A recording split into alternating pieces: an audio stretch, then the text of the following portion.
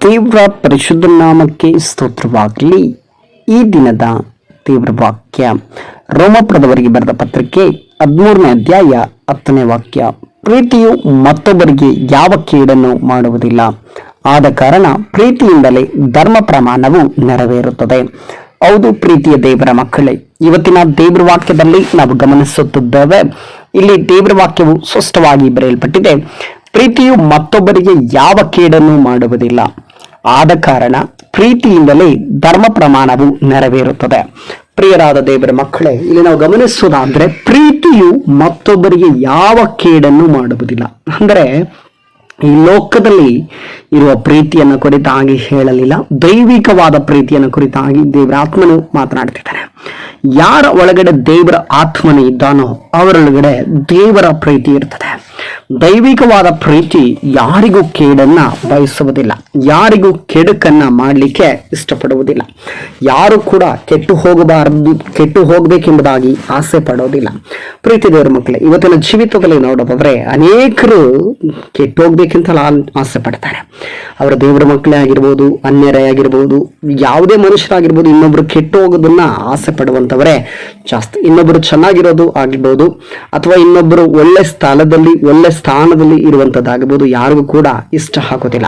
ಆದ್ರೆ ಯಾರೊಳಗಡೆ ದೇವರ ಪ್ರೀತಿ ಇರುತ್ತದೋ, ಯಾರೊಳಗಡೆ ದೇವರ ಆತ್ಮನಿರ್ತಾನೋ ಅವರಲ್ಲಿ ದೇವರ ಪ್ರೀತಿ ಇರ್ತದೆ.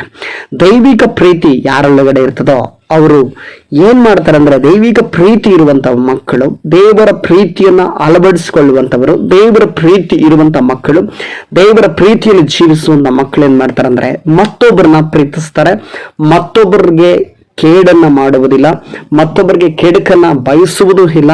ಅದೇ ರೀತಿಯಲ್ಲಿ ಅವರ ಬಗ್ಗೆ ಕೆಟ್ಟದಾಗಿ ಇನ್ನೊಬ್ಬರ ಹತ್ರ ಮಾತಾಡೋದು ಇಲ್ಲ, ಇನ್ನೊಬ್ಬರ ಹತ್ರ ಹೇಳೋದು ಇಲ್ಲ. ಅವರೊಂದು ವೇಳೆ ತಪ್ಪು ಮಾಡಿದ್ರು ಕೂಡ ಆ ತಪ್ಪುಗಳನ್ನ ಮುಚ್ಚಿಡ್ತಾರೆ. ಒಂದು ವೇಳೆ ಅವ್ರು ಎಂಥದ್ದೇ ತಪ್ಪುಗಳು ಮಾಡಿರ್ಬೋದು, ಗೊತ್ತಿಲ್ಲದನ್ನು ಕೆಲವು ಸಮಯ ಸಂದರ್ಭಗಳಲ್ಲಿ ಎಲ್ಲರ ಜೀವಿತದಲ್ಲಿ ತಪ್ಪು ಮಾಡ್ತೇವೆ. ನನ್ನ ಜೀವಿತದಲ್ಲಾಗಿರ್ಬೋದು, ನಿಮ್ಮ ಜೀವಿತದಲ್ಲಾಗಿರ್ಬೋದು, ವಾಕ್ಯ ಕೇಳುವಂತ ಪ್ರತಿಯೊಬ್ಬೊಬ್ಬರ ಜೀವಿತದಲ್ಲಾಗಿರ್ಬೋದು, ಎಲ್ಲರೂ ಕೂಡ ತಪ್ಪು ಮಾಡ್ತೇವೆ. ಒಂದಲ್ಲ ಒಂದು ರೀತಿಯ ತಪ್ಪಾದ ದಾರಿಯಲ್ಲಿ ನಾವು ನಡಿತೇವೆ, ಒಂದಲ್ಲ ಒಂದು ರೀತಿಯ ತಪ್ಪಾದ ಮಾರ್ಗದಲ್ಲಿ ನಾವು ನಡೀತೇವೆ.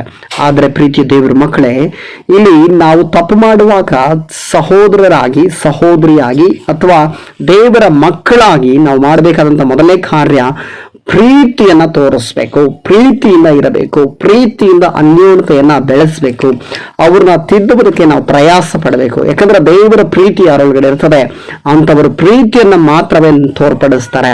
ಇನ್ನೊಬ್ಬರ ಹತ್ರ ಅವರ ಬಗ್ಗೆ ತಪ್ಪಾಗಿ ಮಾತಾಡಲ್ಲ, ಇನ್ನೊಬ್ಬರ ಹತ್ರ ಮಾನ ಮರ್ಯಾದೆ ತೆಗೆಯುವಂತ ಕೆಲಸವನ್ನ ಅವರು ಮಾಡೋದಿಲ್ಲ. ಪ್ರೀತಿಯ ದೇವರ ಮಕ್ಕಳೇ, ಆದ್ರಿಂದ ದೈವಿಕವಾದ ಪ್ರೀತಿಯನ್ನ ನೀವು ಇಟ್ಕೊಳ್ರಿ, ದೇವರ ಪ್ರೀತಿಯನ್ನ ನಿಮ್ಮೊಳಗಡೆ ಅಳವಡಿಸಿಕೊಳ್ಳ್ರಿ, ದೈವಿಕವಾದ ಪ್ರೀತಿಯಿಂದ ನೀವು ಬೆಳೆಯಿರಿ, ದೈವಿಕವಾದ ಪ್ರೀತಿಯಲ್ಲಿ ನೀವು ನಡೆದುಕೊಳ್ಳ್ರಿ.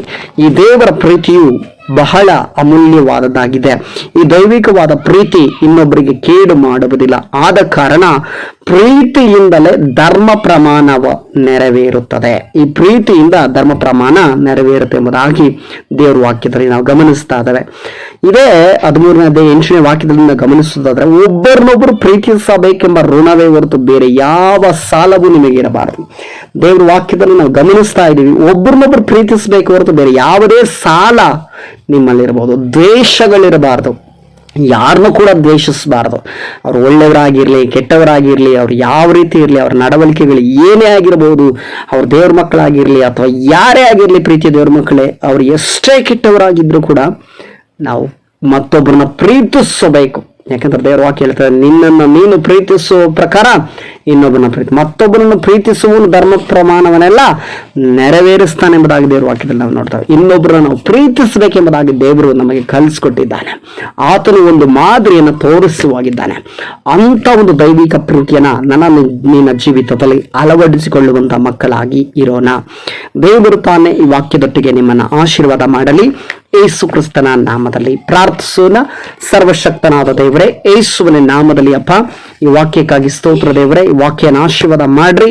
ವಾಕ್ಯನ ಕೇಳುತ್ತಿರುವಂತ ನಿನ್ನ ಮಕ್ಕಳನ್ನ ಆಶೀರ್ವದಿಸ್ರಿ ಸ್ವಾಮಿ. ಹೌದು ಕರ್ತನೆ, ಪ್ರೀತಿಯು ಮತ್ತೊಬ್ಬರಿಗೆ ಯಾವ ಕೇಡನ್ನು ಮಾಡುವುದಿಲ್ಲ, ಆದ ಕಾರಣ ಪ್ರೀತಿಯಿಂದಲೇ ಧರ್ಮ ಪ್ರಮಾಣವು ನೆರವೇರುತ್ತದೆ ಎಂಬ ವಾಕ್ಯಗಳ ಮುಖಾಂತರ ನನ್ನೊಟ್ಟಿಗೂ ಈ ವಾಕ್ಯವನ್ನು ಕೇಳುತ್ತಿರುವಂತಹ ಪ್ರೀತಿ ದೇವರ ಮಕ್ಕಳೊಟ್ಟಿಗೂ ನೀನು ಮಾತನಾಡಿದ ದೈವಿಕ ಕೃಪೆಗಾಗಿ ನಿನಗೆ ಸ್ತೋತ್ರ. ಎಚ್ಚರಿಸಿದ್ದಕ್ಕಾಗಿಯೂ ದೇವರ ಈ ವಾಕ್ಯದ ಮುಖಾಂತರ ಸ್ಪಷ್ಟವಾದ ಬೋಧನೆಗಳನ್ನು ನಮಗೆ ತಿಳಿಸಿದ್ದಕ್ಕಾಗಿಯೂ ನಿನಗೆ ಸ್ತೋತ್ರ ಮಹಿಮೆಯನ್ನು ಸಲ್ಲಿಸುತ್ತಾ ಯೇಸು ಕ್ರಿಸ್ತನ ನಾಮದಲ್ಲಿ ಪ್ರಾರ್ಥಿಸ್ತೇನೆ ತಂದೆಯಾದ ದೇವರೇ.